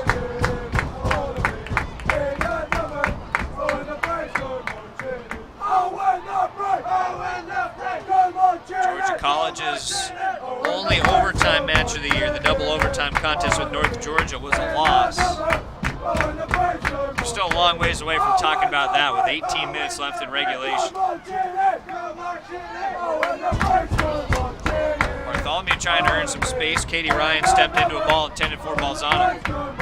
Carly Rochelle being held back a little bit there. Did warrant the whistle. Braves will turn it back in the other direction. Last year, Georgia College was not here in the PBC tournament. The only year in program history they did not make it. In 2013, they got as far as the championship game and lost in PKs to Clayton State. In 15, they beat the Braves. UNCP beat Georgia College in 2008. Those are the only two meetings for these two sides in the conference tournament postseason. Pittman off to a right side, curls around one, steps in at the 18, tries to get it to Weiser, turns around, Weiser trying to turn with a left foot. Cleared out by Georgia College. It looked like Kate Weiser just couldn't quite get that full left foot to it. Yeah, I definitely think it was a combination of a little bit pressure on herself and then a little bit pressure from that last defender that was on her back. Weiser trying to earn another try for the Braves. Finds the feet of Pittman at the 18. Popped up high, Pittman racing to it, trying to get to the ball. Continues to bounce out wide. Stacy Scott, her turn to race over and hold it in. So turn it off at Georgia College, but Umberg Omersdottir now wrapped up with Scott. The throw going in UNC Pembroke's direction. 15 shot advantage for the Braves, 23-8. So similar to the first meeting where it was 25-10. Kai Jeffries popping it up high. Rolfs heads to the box. Pittman trying to turn around, hit the deck. Again, no whistle.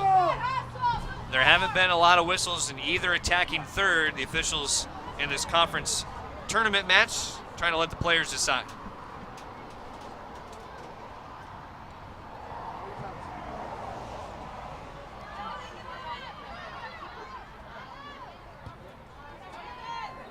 Stevenson kept the burst of speed and momentum upfield for the Braves. It's right at the edge of the third for O'Neal. Wanted Weiser in the pass a little off target.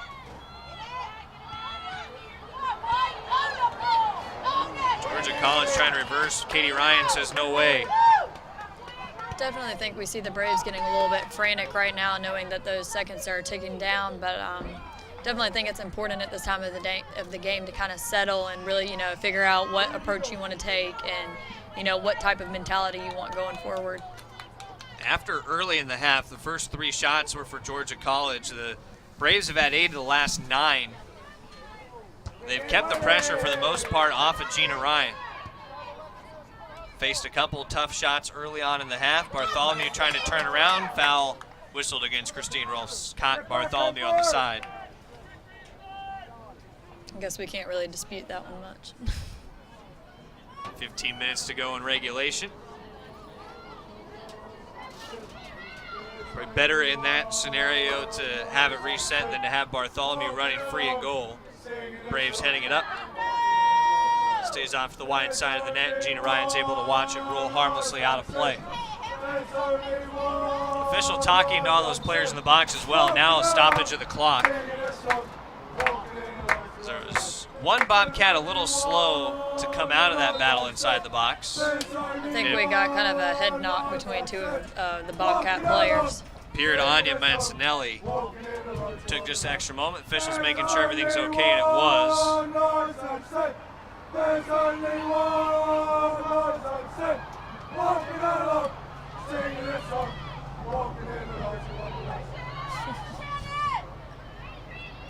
Alexis Pittman trying to turn on the Jets. It's just rolled back by Aaron Ferris.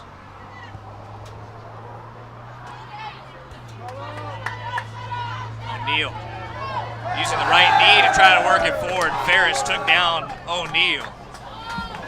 It's the easiest of foul calls that there is. Ferris beat and it lost balance and came down right on top of Shannon O'Neal.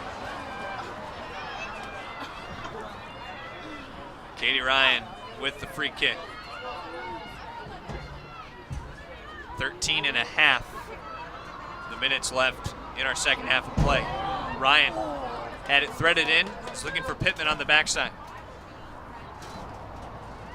Ball rolling out. The corner turned back in by the Braves. Weisner serves it high. Scott wanted to get positioning for a header. Ball bounces. Omersdottir kicking it wide. Rochelle working on the race to the touch line, and Omersdottir worked it out for Rochelle for the throw. Great effort there, though, by Carly Rochelle. Otherwise, that ball would have been a lot further up the field than where it was. See both these sides understand the gravity of the moment they're in. Trying to fight for an opportunity to move on to the second round, the semifinal round, Peach Belt Conference Tournament. That would be Friday in Georgia, the championships for Sunday.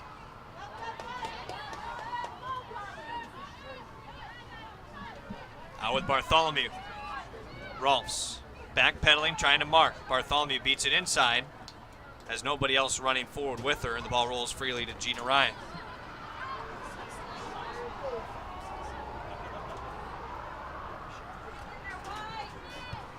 First time in a while that Ryan has hit a kick one high to midfield, with Weisner trying to play it in the air. It evaded her. Weisner the last to touch it, kicked off by Aaron Ferris.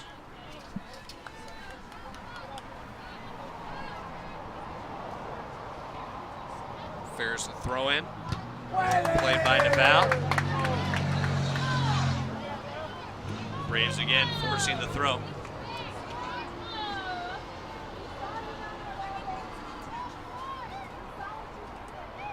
(23-8) still the shot advantage.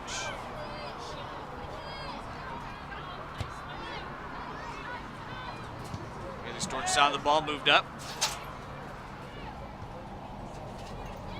Daughter, the half volley back towards midfield. O'Neal looking off her left side. The tackle sends the ball out of play by DeVal.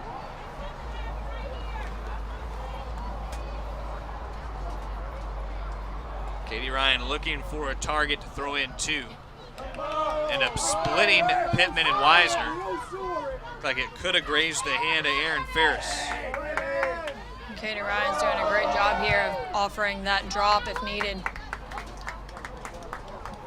We'll have another try from a similar spot. Goes to Pittman. A great switch of the field there. Scott touches it lightly with Stevenson.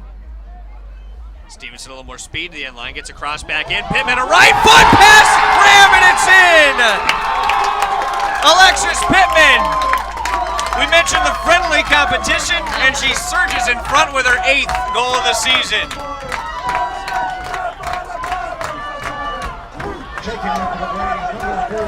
80th minute of action. It'll also bring a sub on for the Braves and the freshman phenom. Why not? The first goal of the match. Braves getting it towards the final 10. Finally a good finish there. Amber, when we take a look at the Braves getting Christina Stevenson on the nice switch of the field that you mentioned, and able to cross it in. Yeah, no, it was great getting her down there. She did exactly what she needed to do. You know, one of Coach Lars's favorite plays is taking the ball to the byline and just getting a nice, clean, crisp pass, getting across the box there. And with that, you know, you really just get ample opportunities to be able to slide that ball in, which is exactly what Alexis did. You know, great work on her part for making sure that she's in the box, in position, and where she needed to be. One other score update in the PBC tournament. It's 7-0 North Georgia over USC Aiken with 15 minutes to go at North Georgia. Seneca Guzman turning the ball out wide. And now an interesting spot. 10 minutes left, Amber. At what point, when you're the Braves, are you more focused on packing it in and just protecting defensively? And for how long do you stay extra aggressive?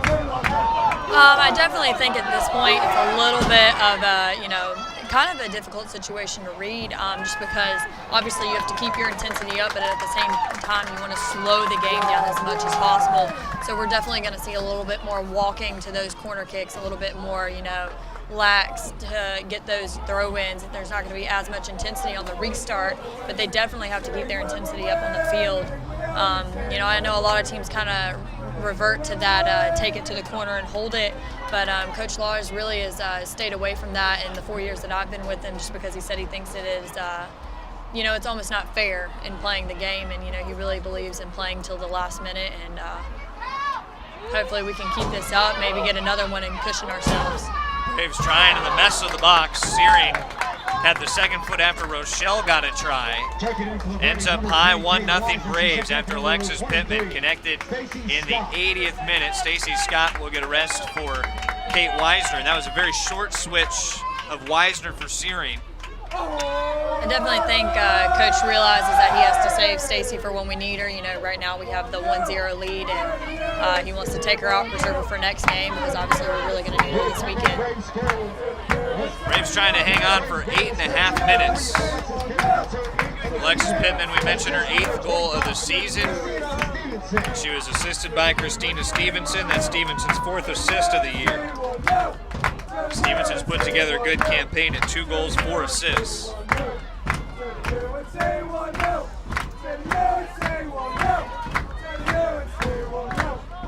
It's the Braves match to win. Quarterfinal action in the Peach Belt Conference Tournament.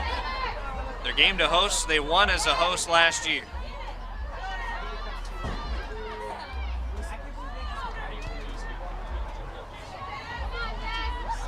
Cynical Guzman just missed on the kick. Turn it back around, keeps her feet.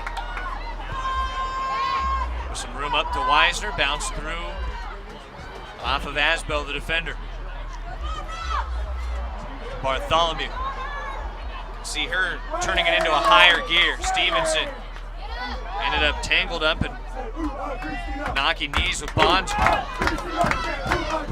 Bonzer's back up now on her attacking third. Under 7.5, a high bouncer controlled by Weiser. Chance to run at the box, trying to keep it a right foot. Shoots off a Graham. Sits on the grass, turned out by Ferris. Braves continue to apply the pressure. Weisner, shot high. So now you've eaten a little more than 3 minutes off the clock since the goal. Definitely think that, you know, again, going back to the composure is really important at this stage of the game. You know, we need the intensity, but we do not need to be frantic. And I think sometimes we get a little bit frantic, you know, knowing that there's so little time left, but still so much time. The excitement of scoring the goal. Stacey Scott waiting to check in. Riley Syrian trying to get to a ball, realizes she won't have time to spring free to it. Ashley Graham picked it up. The great goals against average on the year, 1.43, but it's going to be hard for Georgia College to get past Gina Ryan and her .61. It's a position that Ryan would like to be in with about 6 minutes left. The officials will allow Stacey Scott to come back in. Scott is back for Riley Searing, and there's that roll spot for Searing. Came in for about 6 minutes and did her job. Yeah.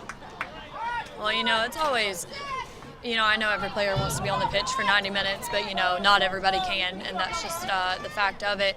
But to have someone like Riley who is, you know, super confident in what she can do for the amount of time that she's giving, you know, it really does speak volumes just to, you know, her personality and her ability as a player.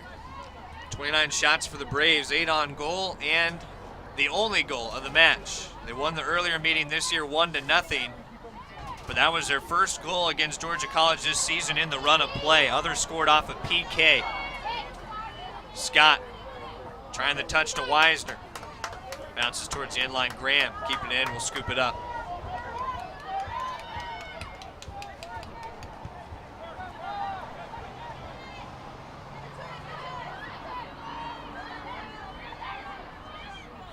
The Braves would likely be matching up with North Georgia on Friday, should the score hold.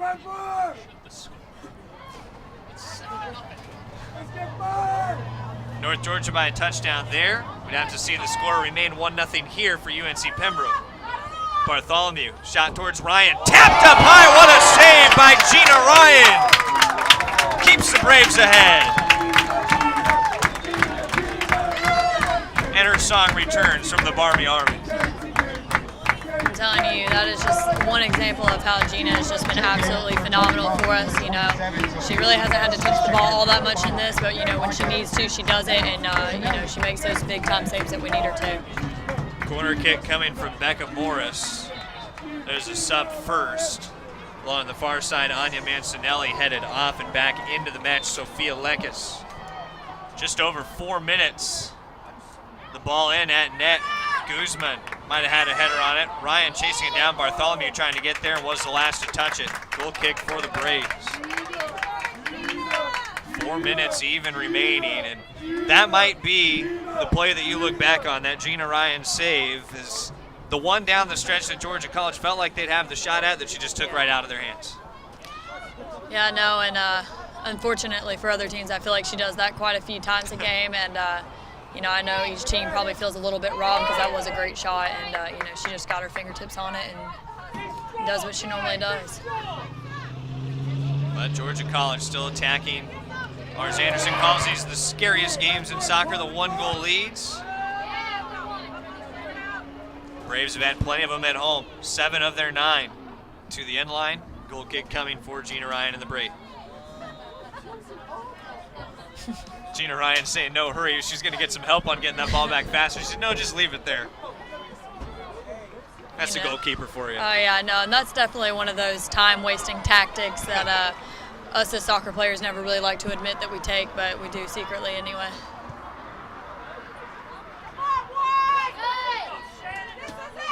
Weiser settling it on a half volley. You can call that North Georgia score pretty finalized. 8-0 now, closing minutes.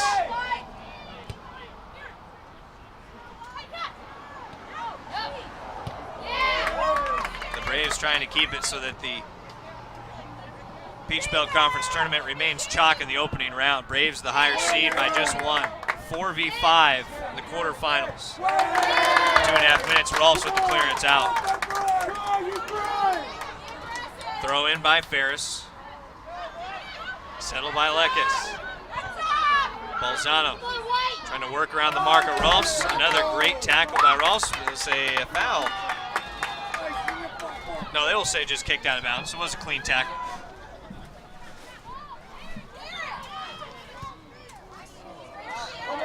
Not exactly what I think Stacy was trying to accomplish, but a good idea, just trying to get it up in far corners.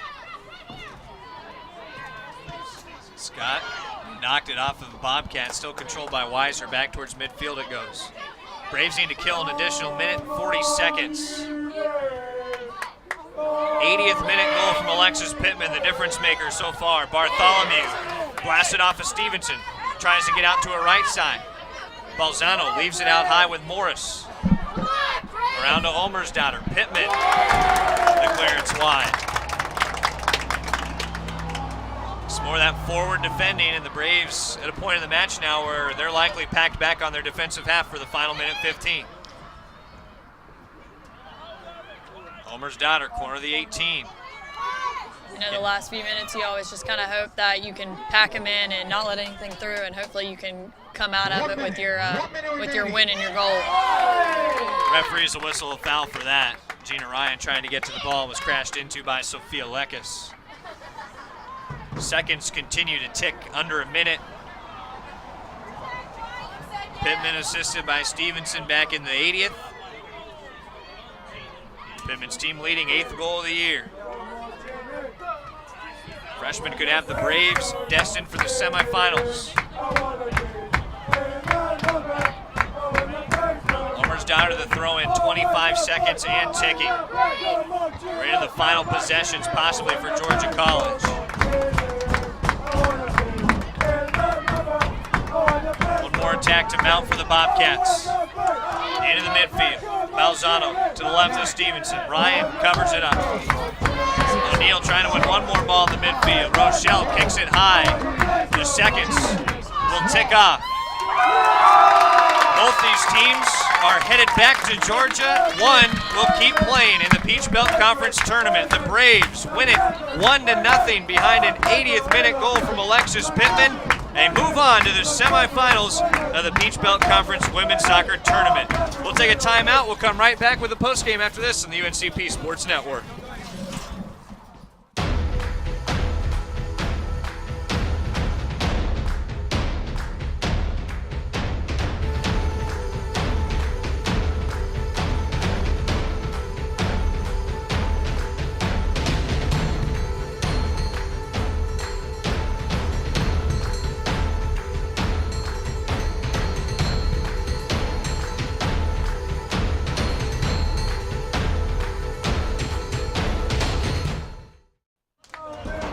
Back in Pembroke where it is a final tonight, 1-0. UNC Pembroke outlasts Georgia College. The second 1-0 result for the Braves over the Bobcats this year. Trevor Williams alongside Amber Watkins, and Amber, let's talk about this match. Another 1-0 result. This one a little hairier for the Braves, but they got it done. Yeah, no, you know, like I said before, they're definitely making it interesting for everybody up here in the stands. But I mean, I think at this point it's just important that they sunk the goal, they capitalized on an opportunity, and you know, now we can just move forward and take on our next challenge. That next challenge for the Braves will be North Georgia as they defeat USC Aiken tonight. Columbus State already winners over Lander, Flagler, and Young Harris. They will kick off in about 12 minutes to decide the final game of the quarterfinal round of the PBC Women's Soccer Tournament. So far, all the higher seeds have won. North Georgia, Columbus State, and UNC Pembroke. The Braves will have their chance at the Nighthawks once again, and that's probably what the Braves are looking forward to most, is a chance to try to avenge that loss just 3 matches back. Yeah, no, I definitely think that it's something the girls are super excited to get to. You know, we'll have all week, well, the rest of the week to train for it, and hopefully we can get Stacey Scott better, you know, make sure that everybody's well rested and well prepared for what's coming ahead. 16th career shutout for Gina Ryan. She makes a big save down the stretch, and Alexis Pittman with the game-winning goal in minute number 80. For our great UNCP Sports Network team, including our producer Matt Sabatis and Amber Watkins, this is Trevor Williams wishing you a pleasant evening. We're glad you could be with us for the Braves winning tonight 1-0 on the UNCP Sports Network.